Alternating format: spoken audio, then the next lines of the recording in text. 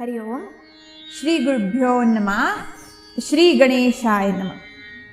ಹಿಂದೆ ತ್ರೇತಾಯುಗದಲ್ಲಿ ಪ್ರಭು ಶ್ರೀರಾಮಚಂದ್ರ ದೇವರು ಪಿತೃವಾಕ್ಯ ಪರಿಪಾಲನಾರ್ಥವಾಗಿ ಸೀತಾಮಾತೆ ಮತ್ತು ತನ್ನ ತಮ್ಮನಾದಂತಹ ಲಕ್ಷ್ಮಣನ ಜೊತೆ ಸೇರಿ ವನವಾಸಕ್ಕೆ 14 ವರ್ಷಗಳ ಕಾಲ ವನವಾಸಕ್ಕೆ ತನ್ನ ಪ್ರಯಾಣವನ್ನು ಬೆಳೆಸ್ತಾನೆ. ಅಲ್ಲಿ ಈ ರಾಕ್ಷಸರನ್ನ ಸಂಹಾರ ಮಾಡುವ ಸಮಯದಲ್ಲಿ ರಾವಣನು ವೇಷವನ್ನು ಬದಲಾಯಿಸಿಕೊಂಡು ಬಂದು ಸೀತಾಮಾತೆಯನ್ನ ಅಪಹರಿಸಿಕೊಂಡು ಲಂಕೆಗೆ ಹೋದಂತಹ ವಿಷಯ ನಮಗೆಲ್ಲರಿಗೂ ತಿಳಿದಿರತಕ್ಕಂತಹ ವಿಚಾರ. ರಾವಣನಿಗೆ ಒಂದು ಶಾಪ ಬಂದಿತ್ತು.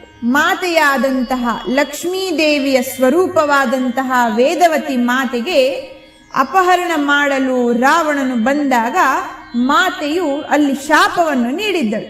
ಯಾವುದೇ ಸ್ತ್ರೀಯನ್ನ ಬಲವಂತವಾಗಿ ನೀನೇನಾದರೂ ಮುಟ್ಟಿದ್ದೆಯಾದರೆ ನಿನ್ನ ಮರಣ ಅಲ್ಲೇ ಆಗ್ತದೆ ಎಂಬುದಾಗಿ ಶಾಪವನ್ನು ನೀಡಿದ್ದರಿಂದ ರಾವಣನು ಮಾತೆಯನ್ನ ಸೀತಾಮಾತೆಯನ್ನ ಬಲವಂತವಾಗಿ ತನ್ನವಳನ್ನಾಗಿ ಮಾಡ್ಕೋಬೇಕೆಂಬುದಾಗಿ ಪ್ರಯತ್ನ ಪಡಲಿಲ್ಲ. ಅಪಹರಿಸಿಕೊಂಡು ಹೊರಟಂತಹ ರಾವಣ ಸೀತಾಮಾತೆಯನ್ನ ಅಶೋಕವನದಲ್ಲಿ, ತನ್ನ ಪ್ರೀತಿಯ ವನವಾದ ಅಶೋಕವನದಲ್ಲಿ ಸೀತಾಮಾತೆಯನ್ನು ಇರಿಸ್ತಾನೆ. ಅಲ್ಲಿ ಆ ಲಂಕಾಪಟ್ಟಣಕ್ಕೆ ತಲುಪಿರ್ತಕ್ಕಂಥ ಮಾತೆಯಾದ ಸೀತೆಗೆ ಬಹಳ ದುಃಖವಾಯಿತು. ಪತಿಯಿಂದ, ತನ್ನ ಮೈದನಿಂದ, ಆ ಪರಿವಾರದಿಂದ ನಾನು ದೂರ ಇದ್ದು ಈ ರಾವಣನ ನನಗೆ ಹಿಂಸಿಸ್ತಾನೆ, ಅದಕ್ಕಾಗಿ ಬದುಕುವುದೇ ಬೇಡ ಎಂಬುದಾಗಿ ಆಕೆಯು ಅನ್ನ, ಆಹಾರ, ನೀರೆಲ್ಲವನ್ನ ತ್ಯಾಗ ಮಾಡ್ತಾಳೆ ಮತ್ತು ಸಂಕಲ್ಪ ಮಾಡ್ತಾಳೆ. ಈ ರಾಕ್ಷಸರ ಕೈಯಿಂದ ನಾನೇನೂ ಸ್ವೀಕರಿಸುವುದಿಲ್ಲ, ನಾನು ನನ್ನ ದೇಹ ತ್ಯಾಗವನ್ನು ಮಾಡುತ್ತೇನೆಂಬುದಾಗಿ ಸಂಕಲ್ಪ ಮಾಡಿರತಕ್ಕಂಥ ಸಮಯದಲ್ಲಿ ಬ್ರಹ್ಮದೇವನು ಯೋಚನೆಯನ್ನು ಮಾಡ್ತಾನೆ. ಒಂದು ವಿಚಾರ ಆಲೋಚಿಸ್ತಾನೆ. ಪ್ರಭು ಶ್ರೀರಾಮಚಂದ್ರ ದೇವರು ವಿಷ್ಣುವಿನ ಅವತಾರವೇ ಆದರೂ ಕೂಡ ಭಗವಂತನು ಮನುಷ್ಯರ ರೂಪದಲ್ಲಿ ಅವತರಿಸ್ತಕ್ಕಂಥದ್ದು. ಈಗ ತಾನೇ ಸೀತಾಮಾತೆಯ ಅಪಹರಣವಾಗಿದೆ ಮತ್ತು ಸೀತಾಮಾತೆ ಇರತಕ್ಕಂಥ ಜಾಗ ಈ ಲಂಕಾಪಟ್ಟಣ ಸಮುದ್ರದ ಇನ್ನೊಂದು ಭಾಗದಲ್ಲಿರ್ತಕ್ಕಂಥದ್ದು. ಈಗ ಮಾತೆಯ ಕುರುಹು ಸಿಕ್ಕಿ ರಾಮನು ಎಲ್ಲ ಜಾಗಗಳನ್ನು ಹುಡುಕಿಕೊಂಡು ಆ ಲಂಕಾಪಟ್ಟಣಕ್ಕೆ ತಲುಪುವಷ್ಟರಲ್ಲಿ ಬಹಳಷ್ಟು ಸಮಯ ಉಂಟು.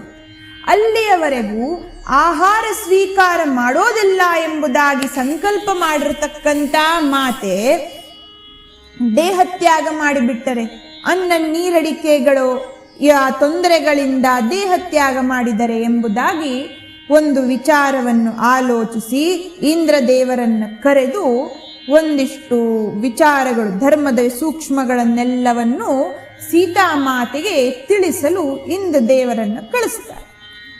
ಇಂದ್ರದೇವನು ನಿಶಾದೇವಿ, ನಿದ್ರಾದೇವಿಯೊಂದಿಗೆ ಆ ಲಂಕಾಪಟ್ಟಣದ ಅಶೋಕವನಕ್ಕೆ ಬಂದು ತಲುಪ್ತಾರೆ. ತಲುಪಿದ ಕ್ಷಣ ನಿಶಾದೇವಿ ತನ್ನ ಕೆಲಸವನ್ನು ಮಾಡ್ತಾಳೆ. ಕೂಡಲೇ ಅಲ್ಲಿರ್ತಕ್ಕಂಥ ಎಲ್ಲ ರಕ್ಕಸಿಯರನ್ನ ಆವರಿಸಿದ ಕ್ಷಣ ಎಲ್ಲರೂ ನಿದ್ರೆಗೆ ಹೋಗ್ಬಿಡ್ತಾರೆ. ಇಂದ್ರನು ಸೀತಾಮಾತೆಯ ಎದುರಿನಲ್ಲಿ ಬಂದು ತಾನು ಇಂದ್ರದೇವ ಎಂಬುದಾಗಿ ಹೇಳುತ್ತಾನೆ. ಭಯಗೊಂಡಂತಹ ಸೀತಾಮಾತೆ ಹತ್ತಿರದಲ್ಲೂ ಸುಳಿಬೇಡ ಎಂಬುದಾಗಿ ಬಯದಾಗ ಒಂದು ಪ್ರಶ್ನೆಯನ್ನು ಸೀತಾಮಾತೆ ಹೇಳ್ತಾಳೆ. ಇಂದ್ರದೇವನೇ ನೀನು ಆಗಿದ್ದೆಯಾದರೆ ನಿನ್ನ ಈ ದೇವತ್ವವನ್ನು ನನಗೆ ತೋರಿಸಬೇಕು ಎಂಬುದಾಗಿ. ಆಗ ಇಂದ್ರದೇವನು ತಾನು ಇಂದ್ರನೇ ಎಂಬುದಾಗಿ ಅಲ್ಲಿ ಸಾಕ್ಷಿ ಕುರುಹುಗಳನ್ನು ನೀಡಿದ ಮೇಲೆ ಆಕೆಯು ನಂಬುತ್ತಾಳೆ. ಕಡೆಗೆ ಇಂದ್ರದೇವನು ಎಲ್ಲ ವಿಚಾರವನ್ನು ಹೇಳ್ತಾನೆ. ಭಗವಂತನು ನಿನ್ನನ್ನು ಹುಡುಕಿಕೊಂಡು ಬರುವಷ್ಟರಲ್ಲಿ ಬಹಳಷ್ಟು ಕಾಲ ಉಂಟು. ಹೀಗೆ ಆಹಾರ ನೀರಡಿಕೆಗಳಿಂದ ನೀನು ಆಹಾರವಿಲ್ಲದೆ ನೀರು ಸ್ವೀಕರಿಸದೆ ನೀನು ಕೂತರೆ ನಿನ್ನ ದೇಹತ್ಯಾಗವಾದರೆ ರಾವಣನ ಸಂಹಾರ ಕಠಿಣವಾಗ್ತದೆ.